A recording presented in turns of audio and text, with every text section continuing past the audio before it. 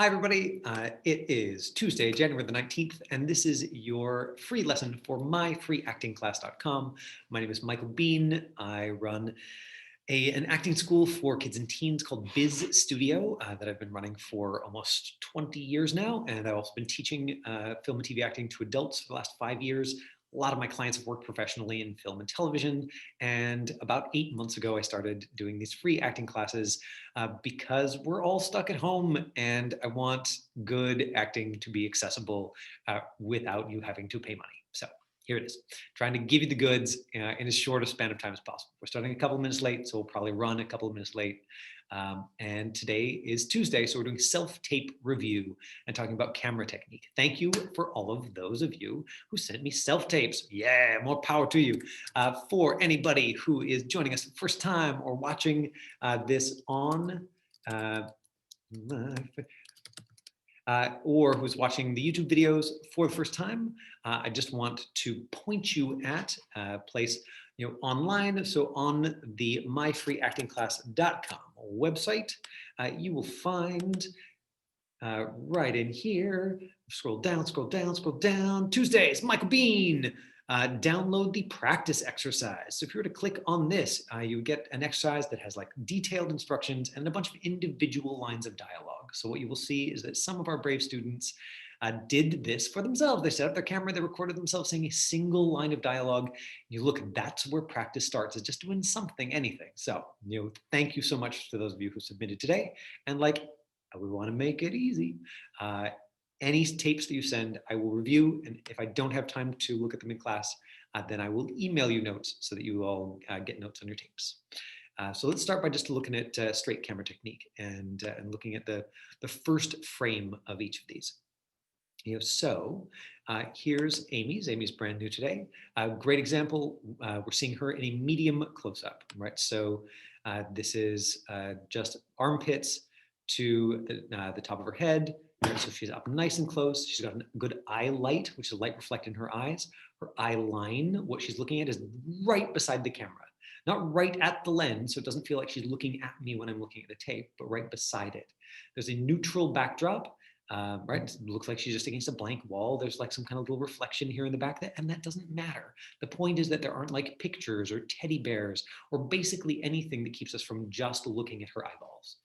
So that's frame, eye light, eye line, background, beautiful. So if we look at this, like right away, we're going to make in the first frame, and it's particularly in the first couple of seconds, people are going to make an assessment of who you are and how you fit this character and how you fit this story.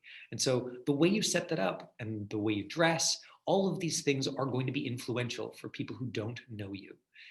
Not that I think you should obsess about what you wear, but thinking about setting up your camera so that you look nice and clean and professional like this, and thinking about what you wear so that you are lining up with the character, I just think it's helpful. So here's Candy's take again. We've got like nice neutral backdrop. Right, there's a little bit of light reflected in her eyes. So Candy, I'm sure you already know this, but I would say that that's in terms of your camera setup. Your lighting currently, like this part of your face is lit, this part is dark. You're getting this big shadow under your chin. If you can get any sort of light, desk lamp, anything, and put it right behind your device and point it right at your face, then it's possible that it will be even more flattering. Right. So, but again, medium close up, she's been paying attention, and all of this is clearly just like her at home with what she's got, and it's fine, right? A little lighting tweak, and then like there's nothing more to do with this one. In terms of camera take, can you tell that I like had caffeine today? I normally don't, but I'm like ding, ding, ding, ding, ding, ding, ding, ding, a little faster than I normally am. I'm not like want to be all zen, and some days, you just get excited, Michael B, and that's just who you get today. Right, if we look at Dia's first frame, and Dia, you faded in here on this one, which absolutely, like if you're sending to an agent, I think it is a nice clean start. Know that if you're uploading to EcoCast, which is breakdown services, basically it's where a lot of your auditions will come through. To the best of my knowledge, EcoCast uses the first frame of the tape as the picture for that tape. So you want to make sure that you don't actually start in blackness, because otherwise this black screen will be the picture that they'll see, and it'll have your name beside it, but won't have your picture. So it's a good idea if you're uploading EcoCast to start with this, with this frame. So the background's really neutral. That's really nice. Like normally I am sort of I deter people from wearing sparkly things, but this isn't casting a lot of light. This doesn't have a lot of sparkle, and so instead I think it's like a good character piece. Something like this gives us a sense of like, okay, here's who I am, right? So that just a teeny little hint, without being over the top, and it's not sparkly, so it's not going to draw our eyes, our focus from looking at her eyeballs. Now the lighting here, like there's a shadow, on your face. It looks like, so you've got the light sort of up and what's that, up and to your left. And so you might want to consider, if you can, bringing that light down about level of the device or the camera, putting it behind, shining it on your face. You might get a little more shadow on the backdrop then, but I really think it's worth the trade-off in terms of having that spot of light in your eyes. And actually today, I'm in the studio because I happen to be in Vancouver. And so I can demo on myself really easily, because I have great lights here as long as my eyeline is up this high. But if I take it down even here, you can see my very fancy laptop stand here. Even here, suddenly you're losing the light in my eyes. Don't I look kind of dead inside? Right? Like this would be great if I was like a zombie, or like the evil villain, maybe. But because I've got these, the light is overhead, and I've got these big eyebrows, with my eyes in shadow and without the eye light, it seems like I'm not feeling as much, and you're not going to feel it as much. So that's the camera setup piece. Oh, and then we also have another tape from Natalya, who has been one of our most consistent contributors to the self-tape review, and I'm loving reviewing her tapes. She watched last week's lesson and sent me an enthusiastic email like, "Can I send you more?" And look at this, like first frame, we instantly get a sense of like who she is or her opinion, right? So this is not neutral. This is not, like, I'm an actor just waiting for things to start. This is your very clear opinion right from the top. And I think that that's useful as well. I mean, especially if you can imagine if this was the key frame that they were using for the photo on this. So if they were seeing like 20 of them in a row, they would be seeing this picture of Natalya, but they would be seeing it at like, this size with a whole bunch of them. And so they'd be scanning down going, oh, okay, yeah, that girl, the one who was like, oh, like I remember that one. It's going to help it land for them. So let's watch the very short tapes first, and so that I can give notes on those. And if I ever press a wrong button here and you cannot see what I am showing you, please throw it in the chat window, or even unmute yourself and be like, hey, we can't see it, because sometimes that's necessary. And I have gone through like multiple minutes of lesson going like, and here, this thing that I think you're seeing that I'm seeing. So like, feel free to jump in there and help me out. I'm getting better with the technology. It's only been 8 months of practice. So we'll watch Amy's and Candy's, and then we'll take a look at Dia's and then Natalya's if we've got time. So Amy, this is a really nice, like really nice, clear start, right? Like it doesn't look like you're trying too hard. And I think I already talked about the camera setup is really working for you here. Both of the single line takes we got today are very much in the style of sort of drama, or especially like primetime drama. They're both very subtle, very real. It looks to me like that's the focus that both actors were working with, and so I just want to celebrate that and look at it within that style.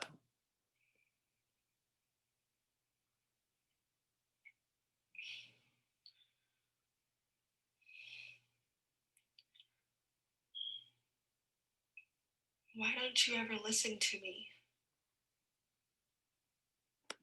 right? So honest, realistic, natural, like very subtle, the use of like use of eye lines, and so I would say that Amy, this is a fantastic foundation, that really like from here now you can just start to explore. And I would encourage you the next time you do one of these to get to this place where you're doing something that's really grounded and honest, and then go, okay, now how can I mess it up? How can I bring in something that maybe I don't quite know how to do yet, right? And practice, okay, like how do I use my body to tell the story? Can I put in a like bigger opinion or a bigger reaction of what's happening right before, right after, especially if I physicalize that in some way? The My main technical note on this one is that I can see the moment where, at least for me, it looks like you're waiting and then you start acting. And you're holding your breath and you're holding perfectly still, and there's almost no movement. And so this whole first part of the tape here,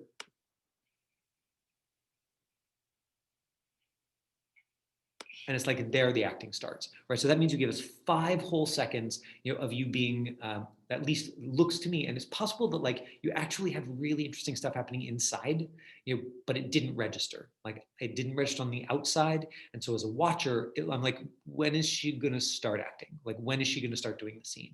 So that's one of the reasons why I think that exercise of like pick a stronger opinion about what's happening, or give yourself physical activity at the very beginning, just something simple, so that there is more at the top of the scene that we can see. Right, find a way to take the choices you made or what's going on inside, and externalize it, and know that as you're practicing, some of the things you're going to try aren't going to work, and you don't have to know. The beauty of it, you record a couple and you're like, oh yeah, that one works, that one doesn't, that one sort of works, that little piece of that one works, and then you start stitching those together. And that's the process of exploration, that you are never like testing yourself to see if you can get it perfect. You're literally just trying things because you are learning not just this system in a technical way, but you're also learning what activates you and makes you feel it, and what looks best on you. And those two things are sometimes different. And one of the best ways to learn that, in my opinion, is simply by exploring it. So, props to you for jumping in and giving us something right away. Thank you for that. Now let's look at Candy's. Candy sent us 2 takes of the same line, and you'll see that again, both of them are very much in the style of drama or realism. Okay, here's that first frame.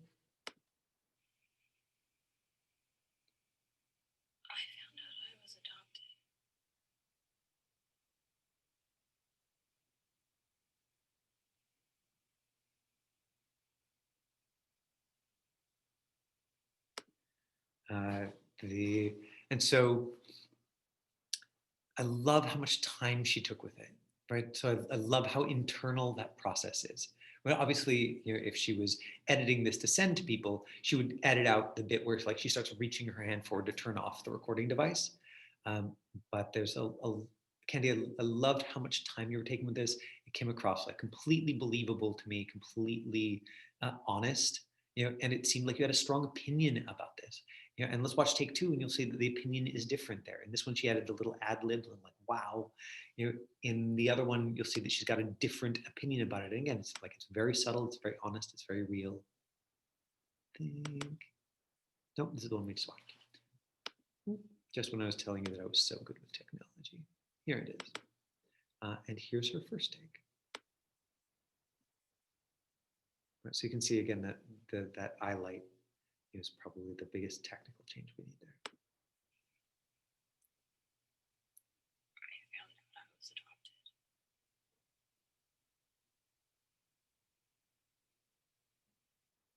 Right, and it's subtle. It's subtle, but I don't see her telling her face what to do.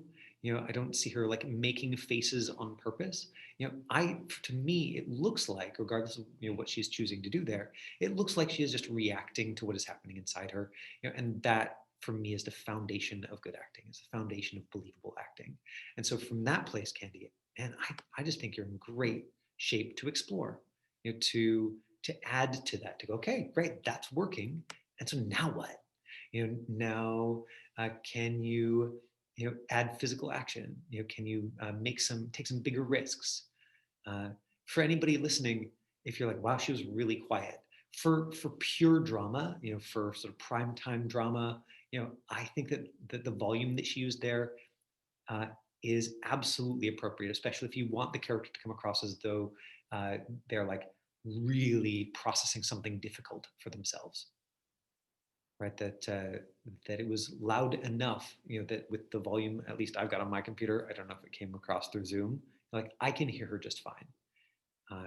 Right, and it even makes me like kind of lean in a little bit, not in a like sort of lean in, but in a like, oh, I can see she's feeling something and I want to know more about it. So in terms of learning what comes across emotionally, like her volume, totally appropriate. On stage, obviously, any theater teacher would be, even in the front row, would be like, I can't hear you, speak up. But this is film and TV, and the microphones are right here.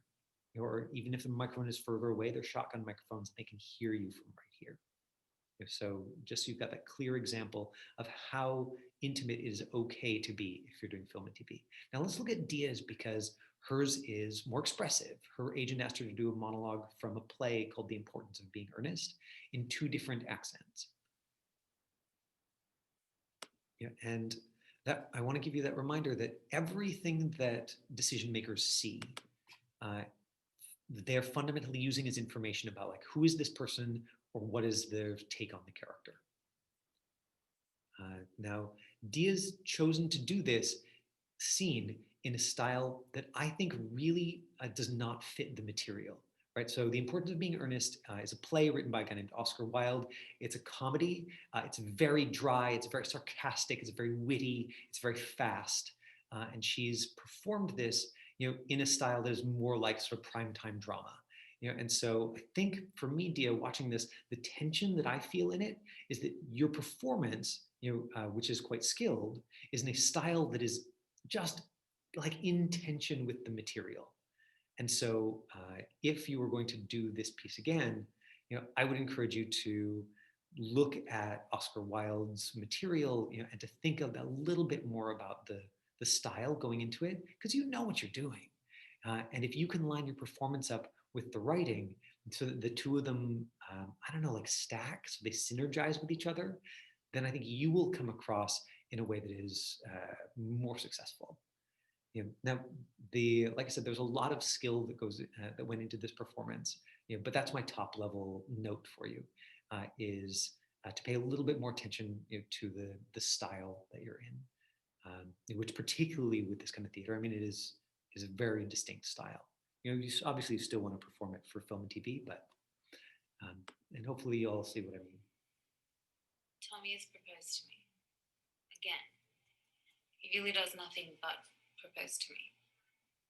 He proposed to me last night in the music room. It was quite unprotected.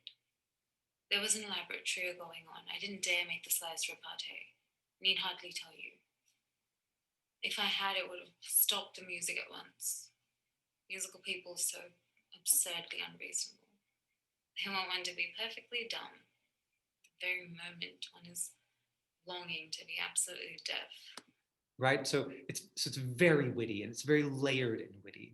Musical people are so absurd, or whatever the line is. They want one to be perfectly dumb, just at the moment one is longing to be perfectly deaf.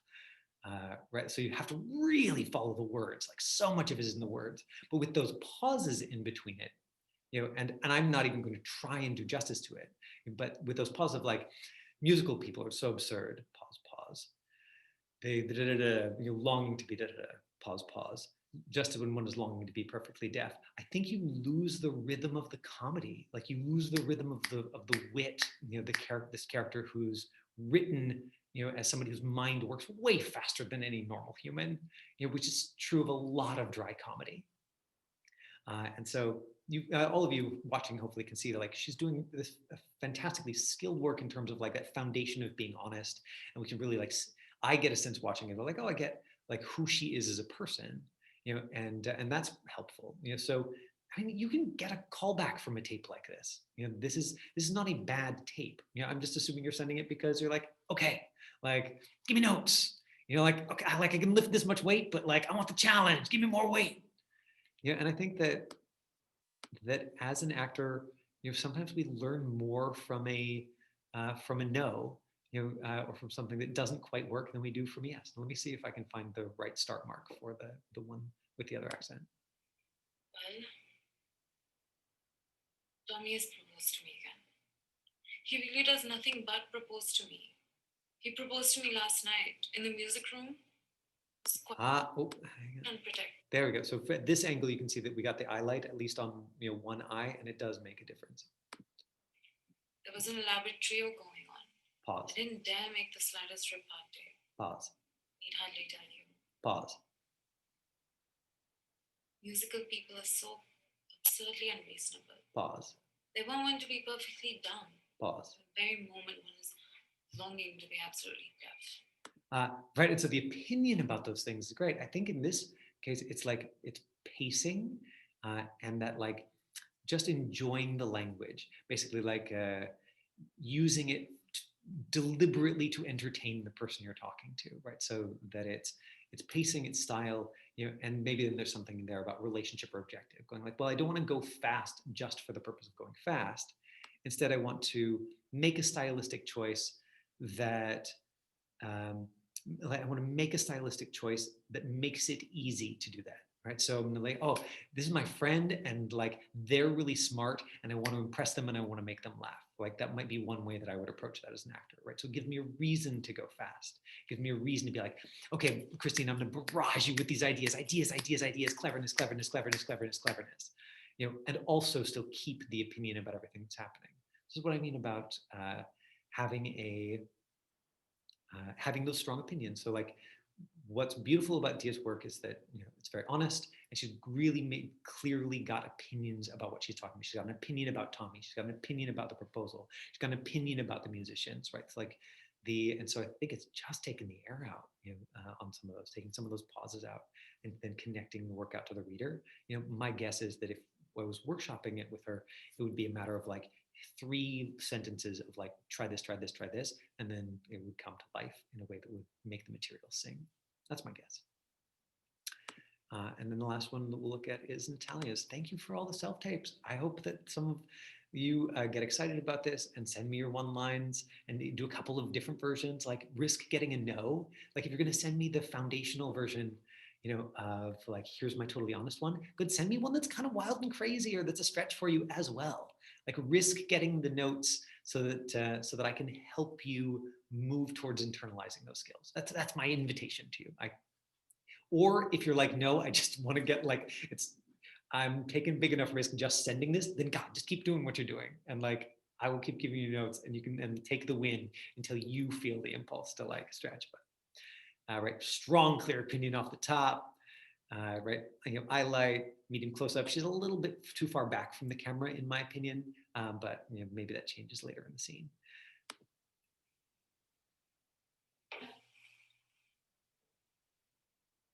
And so what she sent, Natalya sent me the breakdown, and what we've got, the character was written as like sexy, which is such a trap, and so, and there's these 2 different relationships. The person who she's like looking at right now, who she's like really into, and her character's written as like sexy. And then on the opposite side of the camera is that like her friend, collaborator, who she's trying to like convince to go into business with these guys. Вот.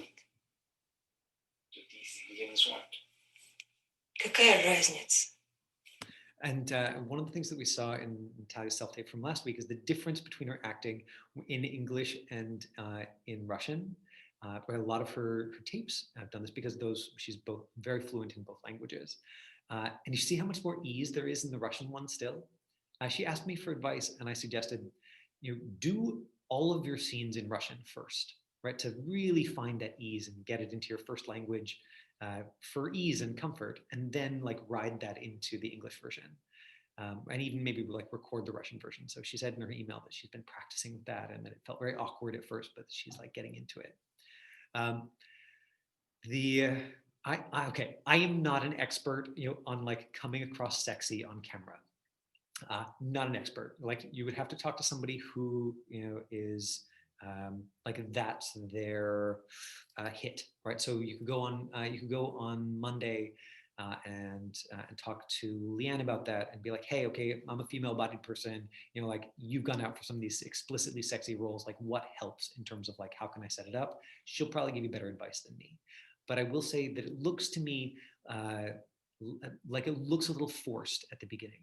Like I'm instead of seeing like, and in the very first frame, I'm not seeing like the girl who's supposed to be like fiery and sexy, because the first frame starts with her like ugh at her friend. But unfortunately, that means that's the first thing that the audience sees.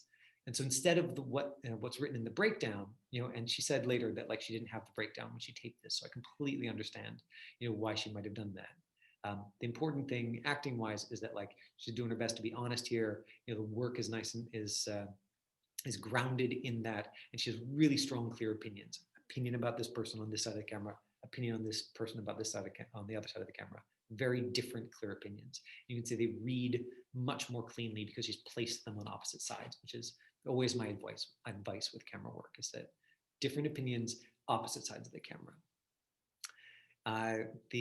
But if I was coaching this, then I would say start with like the person that you're super into, and rather than starting with like trying to seduce them in some way, start with being delighted, right? Start that what reads on camera, like in my experience, sort of much more honestly, as like sensuality, is happiness, is delight, is the this that or like that sort of deep engagement. One of my favorite exercises, if somebody's got a scene where as a teacher, as a coach, someone's got a scene where they have to be sort of romantically or physically interested in the person who's opposite them, is I'm like, don't personalize it as a person, personalize them as food. Like just your favorite food, the thing they're like, oh yeah, it's like donuts, right? And that if you just actually do that, then that will often read, as romantic or physical interest in a way that reads perfectly clearly. And then it doesn't matter, because I mean, for like, let's say you're a teenager and you're going into a real audition room, your reader's going to be like some lady in her 30s. You don't have to like magically try and be into them. You just have to find in yourself to like, donuts. Like I'm saying these lines, and that's what I'm thinking about. It can be very, very effective. Or in this case, if we just found like ease or delight. So probably if I was coaching it, I would have her do an exercise and like, maybe improv, like a conversation with some friend who she's really into, and then we'd wait until she was like having a really good laugh, or just like, some kind of like really nice reaction in that imaginary conversation. And then I would say action, and we would take just the last like second and a half of that, and we'd trim off the tape before that. So it just looked like she was starting in the middle of like, oh my gosh, like I'm so into you. You are so great. And the lines, would help that read as, like romantic interest, or physical interest, without her having to do it on purpose. We could watch the whole tape, but Natalya, I will have to send you more detailed notes by email, because that is all the time we have today. Do any of you have questions that you want to toss at me before we wrap up today about anything I've said, or anything else that you want to know about self-tapes before I run away and go to my next thing?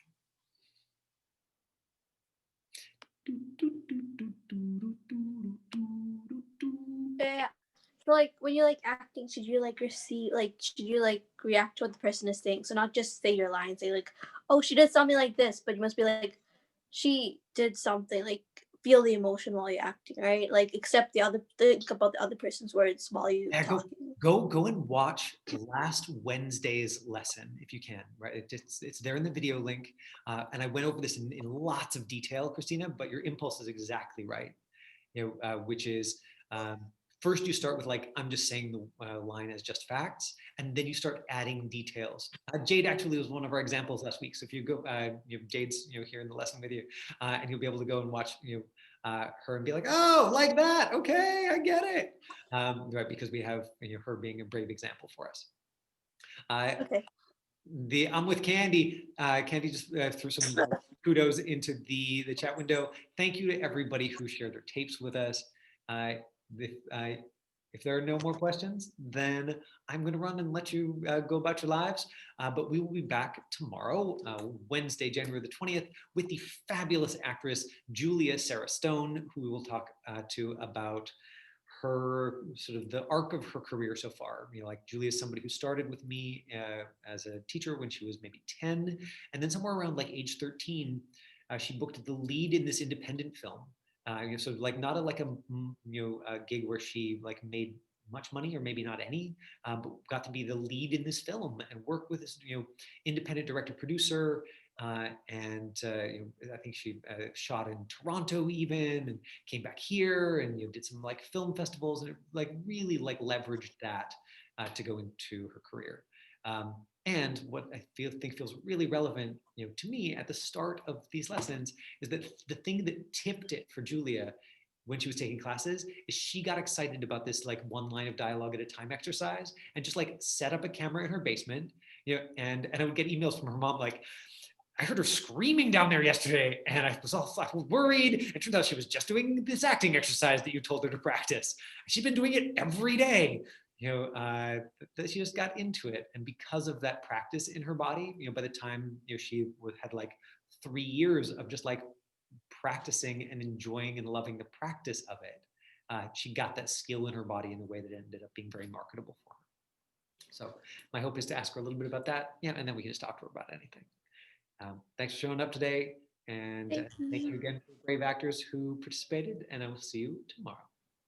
Bye. Bye. Thank you. Pleasure. Pleasure.